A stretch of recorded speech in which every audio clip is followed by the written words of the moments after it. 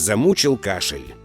Есть проверенное временем народное средство – чесночная ингаляция. Очистите и измельчите 2-3 зубчика чеснока, добавьте его в кастрюлю с кипятком, накройте голову полотенцем и подышите паром над кастрюлей 10-15 минут.